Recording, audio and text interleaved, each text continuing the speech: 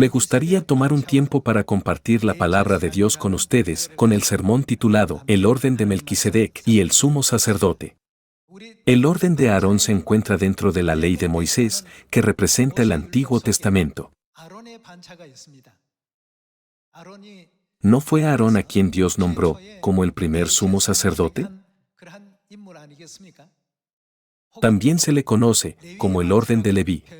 Significa lo mismo. Leví era el nombre de la tribu a la que pertenecía Aarón. Por lo tanto, existía el orden de Aarón, pero ¿qué orden existe dentro de la ley del nuevo pacto en los tiempos del Nuevo Testamento? Es el orden de Melquisedec. Así, hoy, con el título El orden de Melquisedec y el sumo sacerdote, examinemos detenidamente la voluntad de Dios contenida en la verdad de Melquisedec. ¿Qué sucederá con toda la humanidad de hoy que no pertenezca al orden de Melquisedec? ¿Cuál es la promesa de bendición de Dios para los que están en el orden de Melquisedec? Investiguemos sobre este asunto. Aunque la puerta sea pequeña y angosto el camino por el que caminamos ahora, espero que ustedes y yo seamos quienes podamos guiar a aquellos que no están en una situación de ser bendecidos a que reciban la vida a través de esta puerta estrecha. Echemos un vistazo al libro de Hebreos capítulo 4. Hebreos capítulo 4 versículo 14. Por tanto, teniendo un gran sumo sacerdote que traspasó los cielos, ¿quién es un gran sumo sacerdote? Jesús el Hijo de Dios. ¿Cuál es el título que se le ha concedido a Jesús en Hebreos capítulo 4? Se le describe como el gran sumo sacerdote. Entonces, ¿no nos referimos a quienes dirigen los cultos, es decir, supervisan los sacrificios, como sacerdotes? En los tiempos del Antiguo Testamento, existía la ordenanza del sacrificio del Antiguo Pacto, y en los tiempos del Nuevo Testamento, existe la ordenanza del sacrificio del Nuevo Pacto. Nos referimos a ese sacrificio como culto en términos modernos. Sin embargo, está escrito, teniendo un gran sumo sacerdote que traspasó los cielos, Jesús el Hijo de Dios. ¿En qué orden del sacerdocio era Jesús el sumo sacerdote?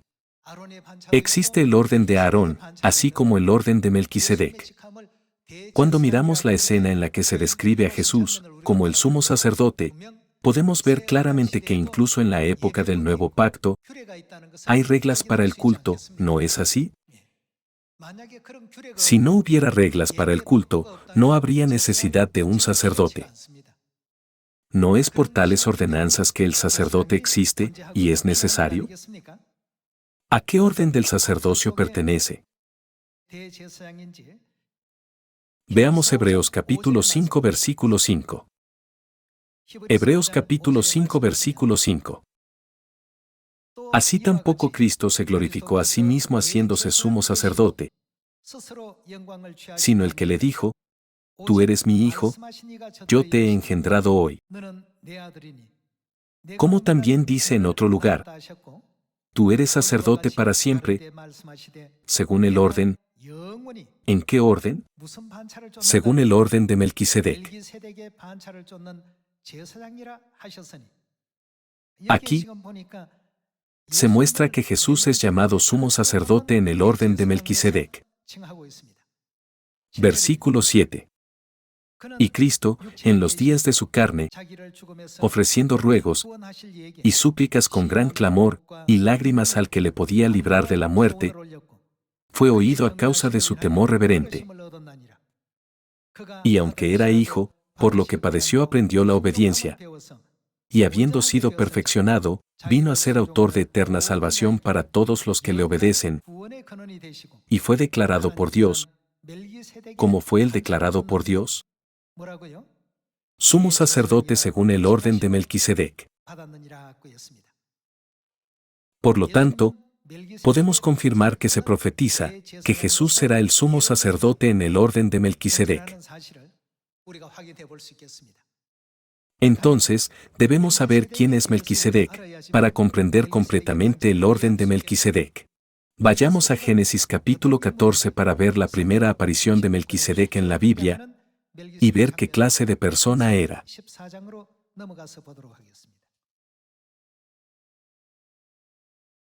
Vayamos a Génesis capítulo 14 versículo 17. Génesis capítulo 14 versículo 17. Cuando volvía de la derrota de Kedorlaomer y de los reyes que con él estaban, salió el rey de Sodoma a recibirlo al valle de Sabe, que es el valle del rey. Entonces Melquisedec, rey de Salem y sacerdote del Dios Altísimo, que sacó pan y vino, y le bendijo, diciendo: Bendito sea Abraham del Dios Altísimo, creador de los cielos y de la tierra. Y bendito sea el Dios Altísimo, que entregó tus enemigos en tu mano. Y le dio a Abraham los diezmos de todo. Aquí, en esta escena, podemos ver que Melquisedec, rey de Salem, salió a bendecir a Abraham con pan y vino. Sin embargo, cuando miramos el título de Melquisedec, la Biblia nos hace saber que era sacerdote del Dios Altísimo. En tiempos de Abraham, aunque había relatos de sacerdotes que hacían sacrificios con la sangre de ovejas, cabras y otros animales, ofrecer sacrificios con pan y vino puede considerarse un acto único. Cuando vemos la escena de Melquisedec desde la perspectiva tanto del Antiguo Testamento como del Nuevo Testamento, el Antiguo Testamento sirve como una sombra, no es la realidad. Dios mostró a través de las profecías escritas en el Antiguo Testamento que la realidad representada por estas sombras vendría después. ¿Quién se dice que vino a esta tierra como el cumplimiento de estas profecías?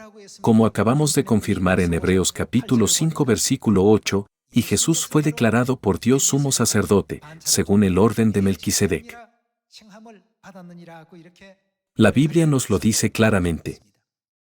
Al igual que Melquisedec bendijo a Abraham con pan y vino, no debería haber una escena en la que Jesucristo, que vino a esta tierra como cumplimiento, también bendijo a la gente con pan y vino.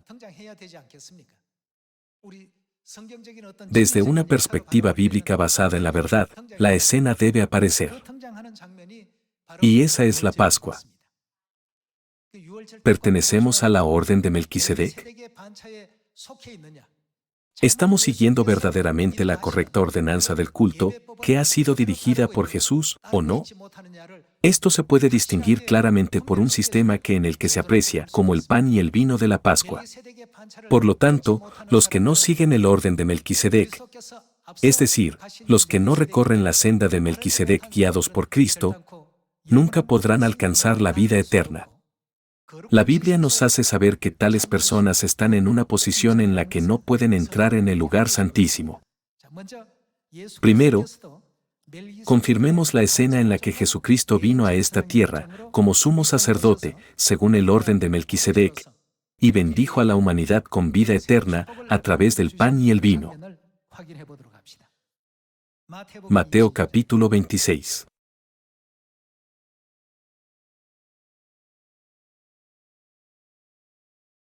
Echemos un vistazo al libro de Mateo capítulo 26 versículo 17.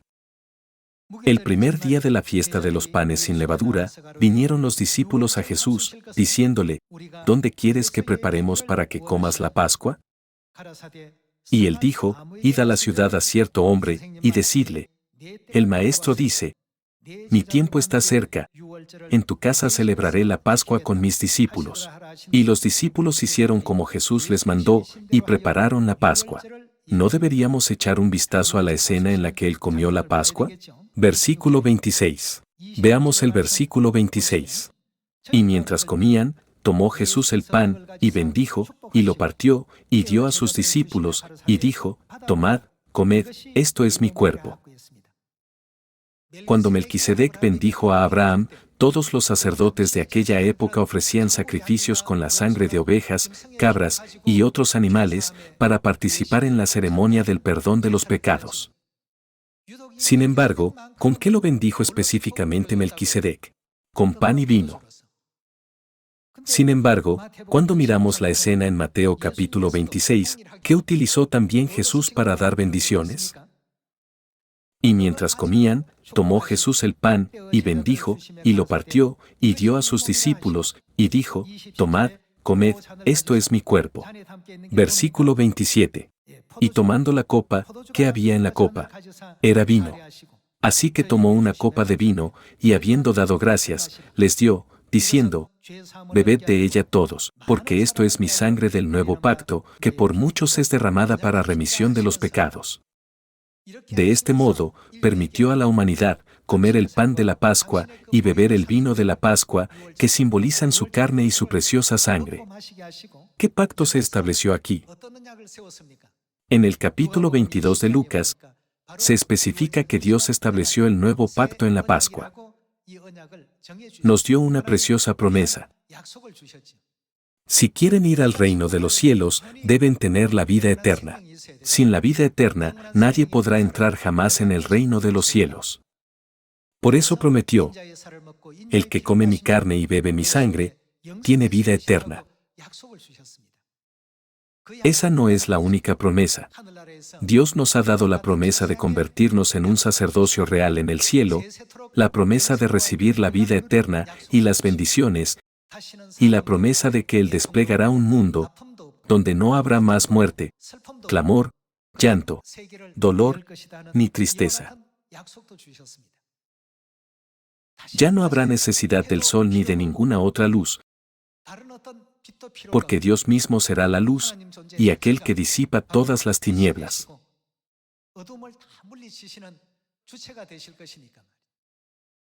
Si nos remontamos a la década de 1970, veríamos muchas carreteras sin asfaltar en el campo. En tales pueblos, la gente estaba muy contenta con el simple hecho de que se colocara el asfalto. Sin embargo, ¿de qué están hechas las calles del templo de la Jerusalén celestial?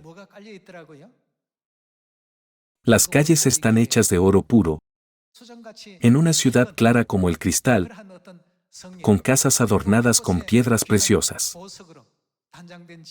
¿Realmente puedo vivir en un lugar tan brillante? La ciudad donde viviremos está adornada por todas partes con diversas piedras preciosas, como perlas, zafiros, rubíes y esmeraldas, y todas las calles están pavimentadas con oro puro. La Biblia describe el reino de los cielos en tales escenas, porque supera lo que se puede expresar con palabras, encarnando lo que más aspira la gente en esta tierra, para conducirnos a ese lugar prometido. Dios ha establecido la verdad llamada el orden de Melquisedec en esta tierra. Él vino a esta tierra como la realidad de Melquisedec, llamando y reuniendo a todos los que creen verdaderamente en Dios a través del pan y el vino, es decir, la santa ceremonia de la Pascua. Los que no logran entrar en este orden no pueden regresar al reino eterno de los cielos. Hermanos, ¿no han estudiado que esta tierra es como una ciudad de refugio? ¿No es cierto que solo después de que muere el sumo sacerdote, todos los pecadores de la ciudad de refugio pueden deshacerse de sus acusaciones y culpas y regresar a su tierra natal? Entonces, ¿por qué la Biblia enfatiza repetidamente a Jesucristo como el sumo sacerdote? Tal como indica la profecía del Antiguo Testamento sobre el sistema de la ciudad de refugio, solo tras la muerte del sumo sacerdote ungido, Jesucristo, se abre el camino para que toda la humanidad regrese al reino de los cielos. ¿Qué fiesta conmemora y honra su muerte? Es la Pascua. La muerte del Señor anunciáis hasta que Él venga. ¿No es así como está escrito en el libro de Primera de Corintios capítulo 11?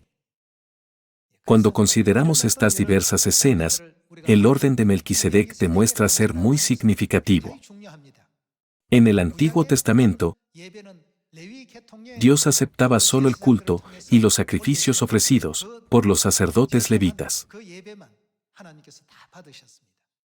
En la época del Nuevo Pacto, es decir, en los tiempos del Nuevo Testamento, Dios no acepta ninguna forma de culto que no siga el orden de Melquisedec. Con respecto a esto, ¿no dijo Jesús en el Evangelio de Juan, ustedes adoran lo que no conocen y nosotros adoramos lo que conocemos? Hoy en día, hay muchos lugares que ofrecen el culto sin la debida comprensión. Ni siquiera saben a quién están adorando ahora, piensan que simplemente decir el nombre es suficiente para que sean aceptados. Sin embargo, en Mateo capítulo 7, no dijo Jesús, ¿no todo el que me dice, Señor, Señor, entrará en el reino de los cielos? Así como él dijo que solo el que hace la voluntad del Padre entrará en el reino de los cielos, nadie puede participar en la promesa eterna de Dios sin pasar por el orden de Melquisedec. Examinemos esto más a fondo, a través de la evidencia provista en la Biblia. Pasemos al libro de Hebreos capítulo 6.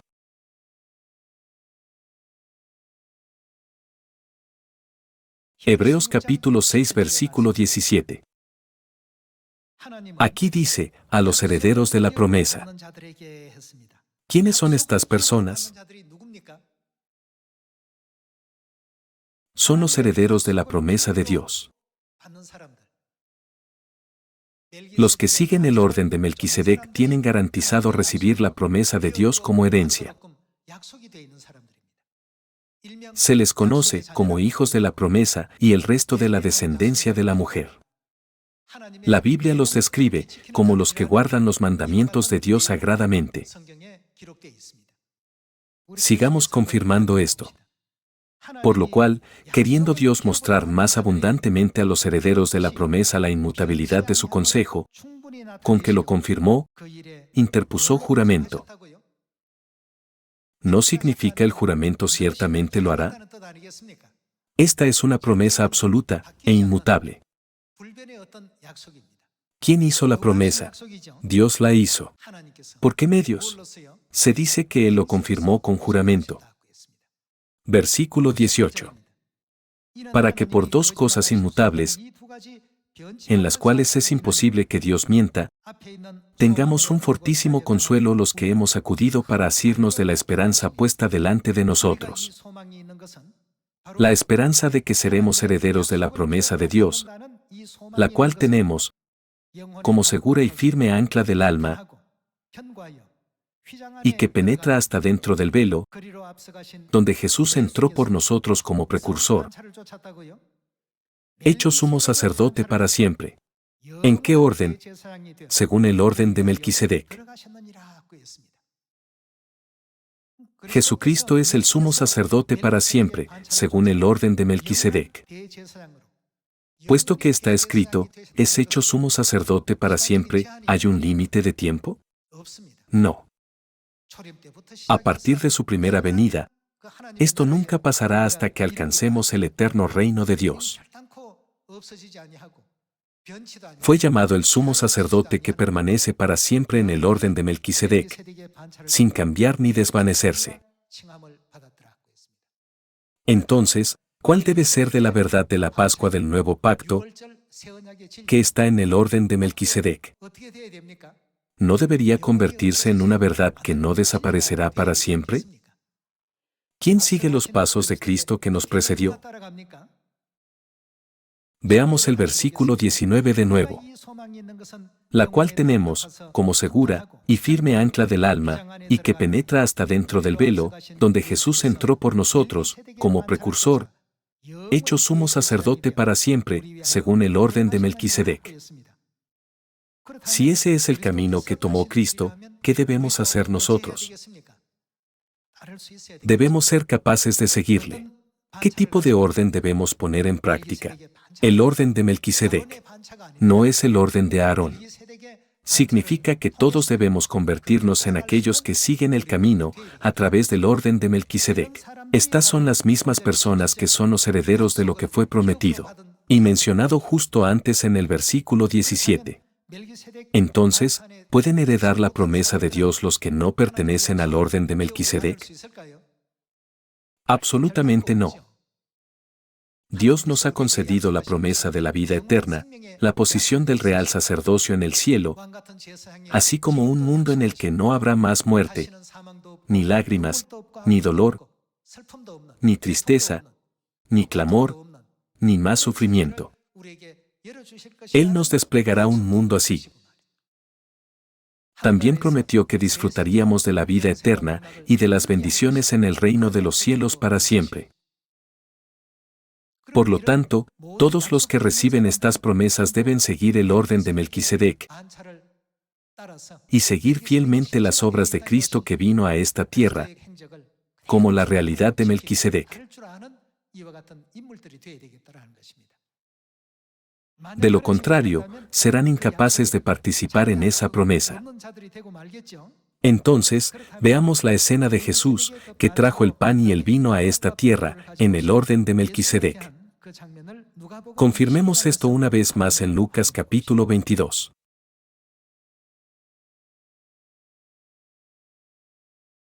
Lucas capítulo 22 versículo 7. Llegó el día de los panes sin levadura, en el cual era necesario sacrificar el cordero de la Pascua. Y Jesús envió a Pedro y a Juan, diciendo, Id, preparadnos la Pascua para que la comamos. Él preparó la Pascua. Pasemos al versículo 14. Cuando era la hora, es decir, llegó la hora de celebrar la Pascua, se sentó a la mesa, y con él los apóstoles. Y les dijo, cuánto he deseado comer con vosotros esta Pascua antes que padezca. Jesús previó cómo sería crucificado al día siguiente a manos de muchos opositores, incluidos judíos y gentiles.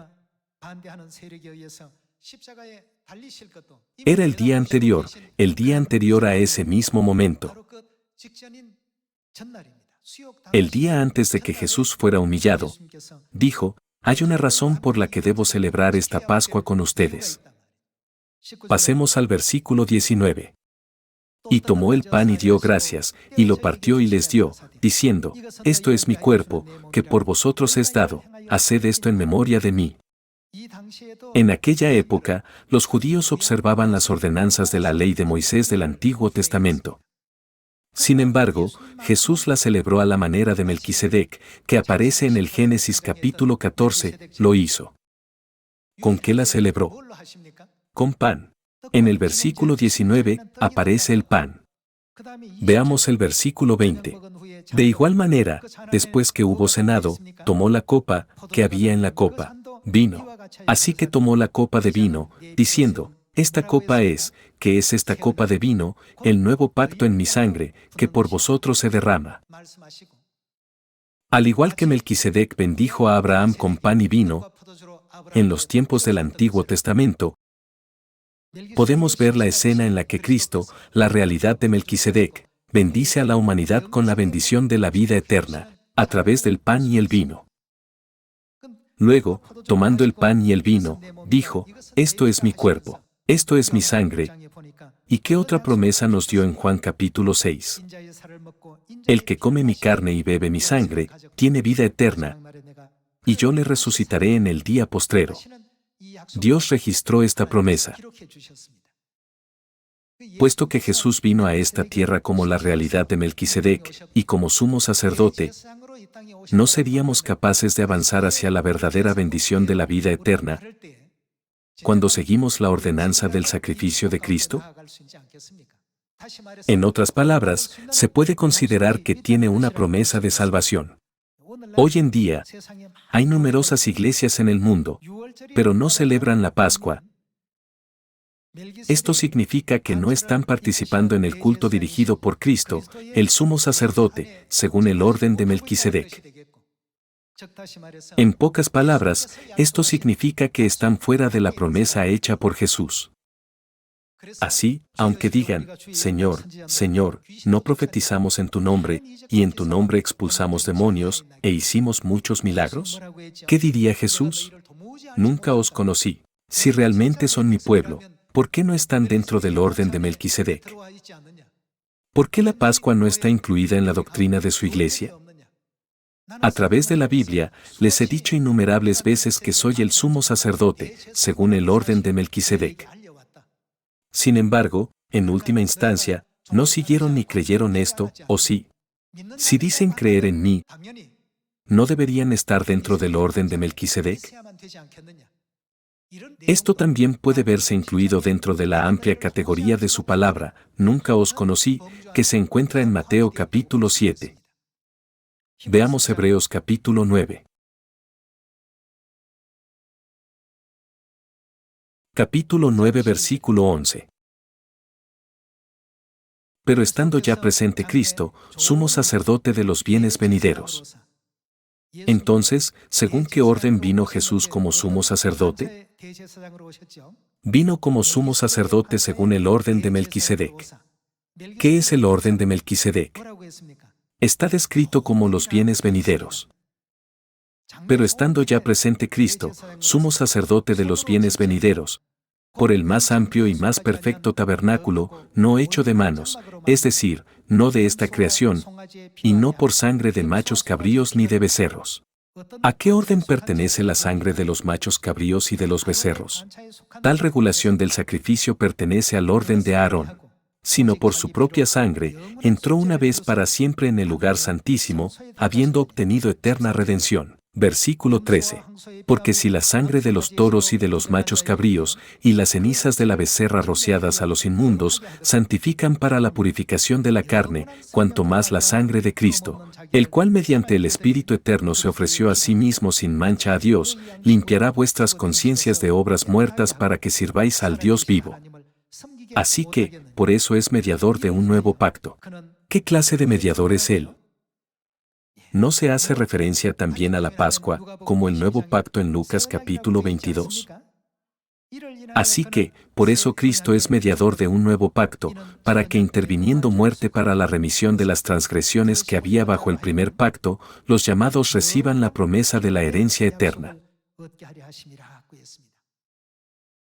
A través de la Pascua del nuevo pacto, Dios ha abierto el camino para que sus hijos participen en la promesa. Para hacernos herederos de la promesa, Dios nos ordenó seguir el orden de Melquisedec. Veamos la voluntad de Dios detrás de esto acudiendo a Efesios capítulo 3 versículo 6.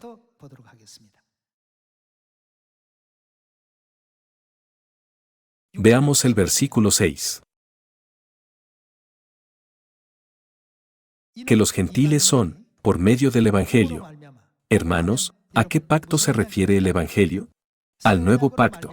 Que los gentiles son, que son los gentiles, son coherederos, y miembros del mismo cuerpo, y copartícipes, en que son copartícipes, de la promesa en Cristo Jesús por medio del Evangelio.